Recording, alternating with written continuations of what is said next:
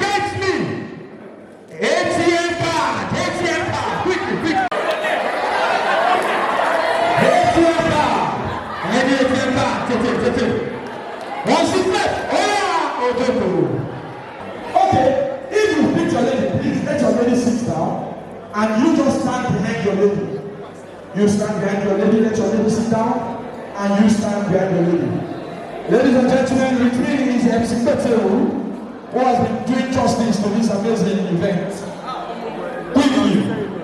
Nígbà àwọn boys yìí wọ́n bá àtọ̀. Ẹ bá mi ṣe àwọn látẹ̀wọ̀. Wọ́n sáré fún choice wọn. Àmọ̀lọ́wọ́, are you single? Single to stupor. God have answered your prayer. Ọmọ tó mú yẹn $1 billion. Owó alẹ́, very good. Okay. MC Peter, supply me, just once. Oh, yeah.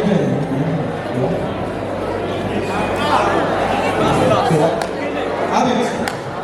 Oh, yeah, it's okay. Have it.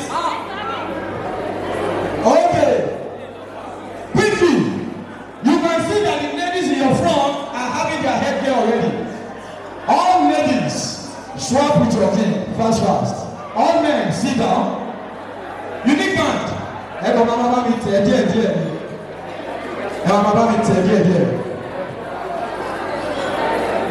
Okay, quickly.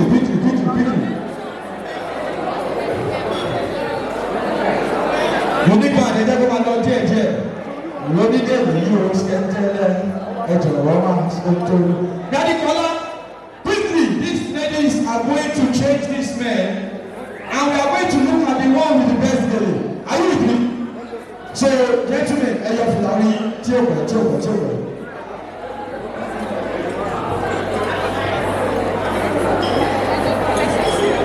We have 1 minute 30 seconds to do this. Audience, ẹ̀yin ẹ máa sọ ẹni tó máa lọ pẹ̀lú gift mi. Dàdí Arókùnládé máa fún ọ ní something like. So, quickly, your time. Oh, really? Àti ìṣẹ́gun tó bẹ̀rẹ̀ ti bẹ̀rẹ̀. Ìkọ́ táwọn bíi ìdájọ́ ìkọ́ yà wọ́n lọ́lé ọkọ nìyẹn. What is wrong with you? Oh, Rola Biledi, Oko text me not to pass. Quickly, don't start. Your time starts now. Let's go, ladies and gentlemen. Thank you. 1 minute 30 seconds. Oya Daddy àti Mọ́mí ẹ máa rò wọ́n.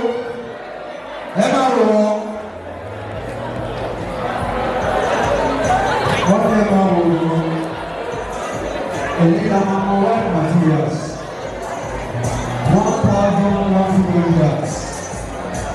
See white materials. Hey, what is your good?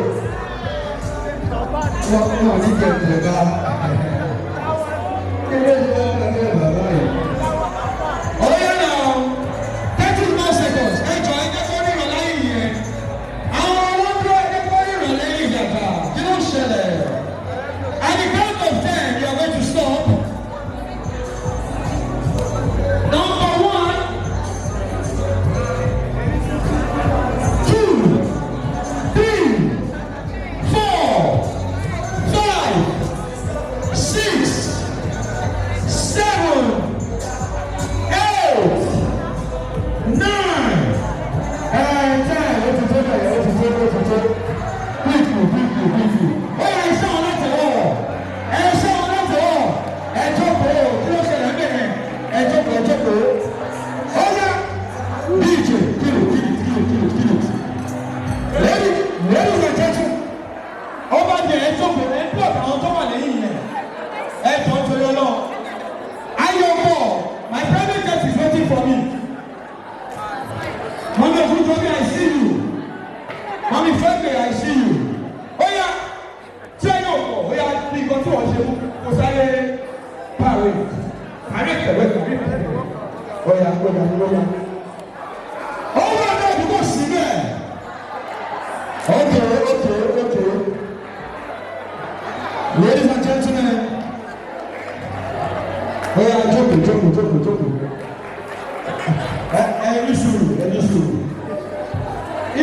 people are not sitting down, they are not continuing.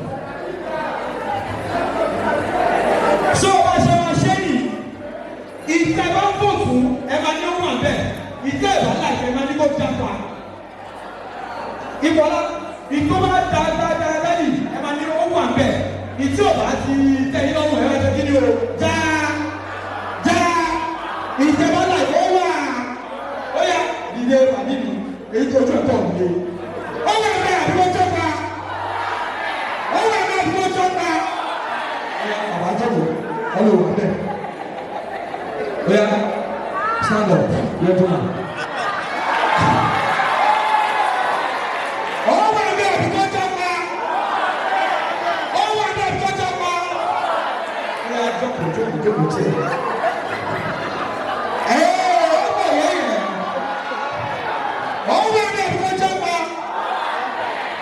Ah, ṣé bàbá ọlọ́wọ́ lọ pẹ̀lú price nígbà? Ìṣúlù pàdé ìdílé. Oh my God, touch up man!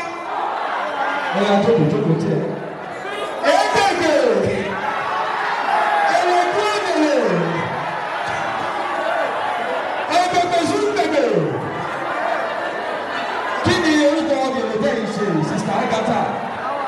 Mama gèlè ni Tinubu nílò. Ẹ jókòó. No, wọ́n ní kẹjẹ́ pa. Oya come and stay with your bride. No go anywhere, stay together. Olamide wo ọgbọ tágátà ṣe sórí ọ̀rẹ́ ẹ̀. Èsì today black and shine. Ó wà ní ẹ̀dùn ọjọ́ pa. Já mọ́mí já àbúrò rẹ̀.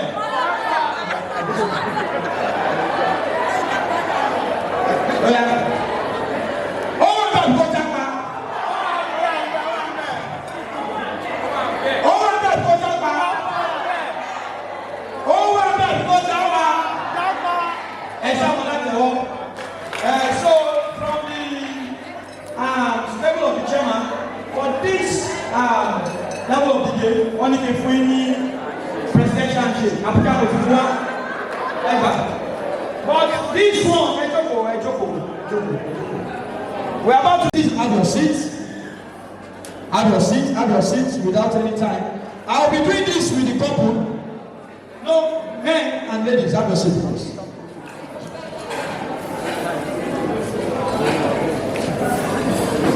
These beautiful ladies and men will need your help. You might decide to help them and you might decide not to help them. When I tell you to step into the crowd to get an item, the last person does not have a seat. The winner will be going with that the YORUBA just gives. Are you ready? Step into the crowd, ladies and gentlemen. Ejoko, we will of you got them along I think did it. Ejoko. Step into the crowd and get me an empty table water. Empty table water. Quickly. Empty table water. Oh yeah, empty table water.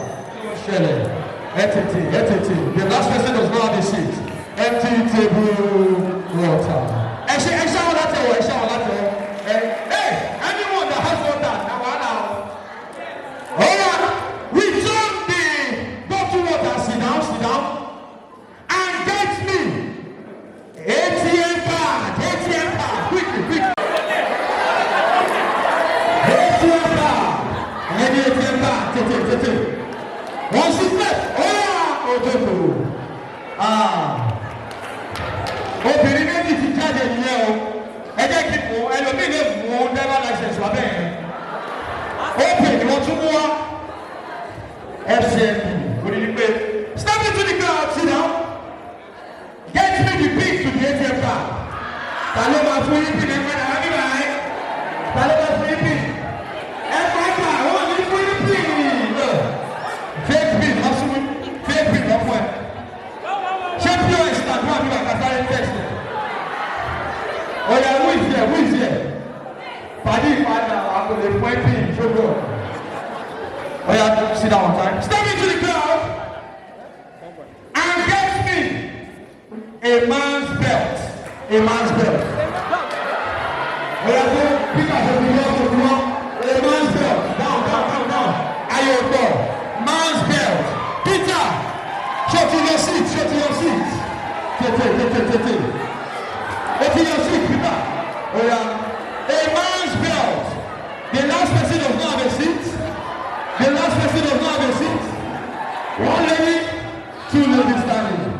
jalẹ̀ tó fún mi jókòó. Ọlá obìnrin méjì ló kú o, ọkùnrin márùn-ún la sì ní bíbá yìí o. Wọ́n ní fún ọlá ṣé ẹni mo ṣe lọ. Stepping to the ground. Ó jókòó.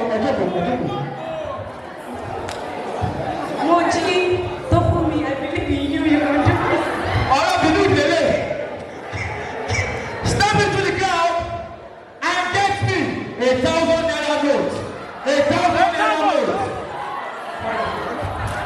1,000 naira. 1,000 naira. 1,000 naira. Jẹ́ kí n wo. Wà á ní bẹ́ẹ̀ ni ò lọ sí jẹ́ kí n wo.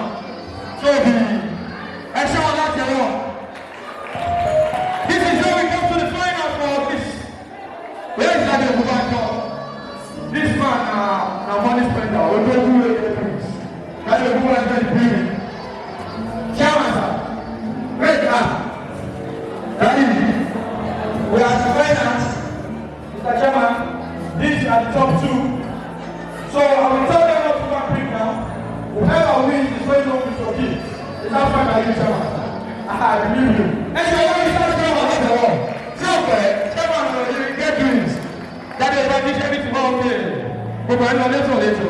Oh yes, take it to the ground. Listen, get me a toothbrush. A toothbrush. A toothbrush.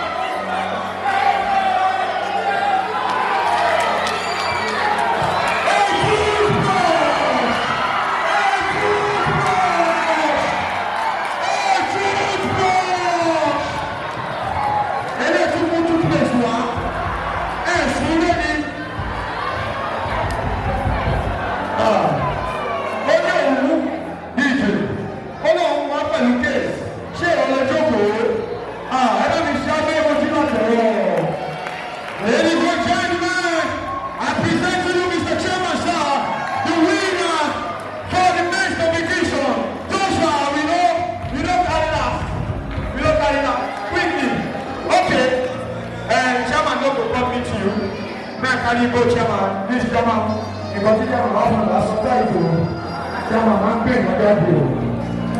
Chairman. Thank you, this is fast. Chairman, I'm paying for that bill. Please put your hands together for my chairman. Congratulations, Mr.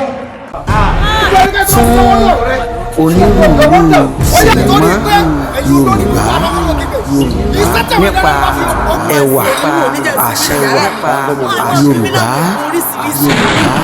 ẹ ṣé tí ẹ ń bá wa wo ẹwà àṣà Yorùbá TV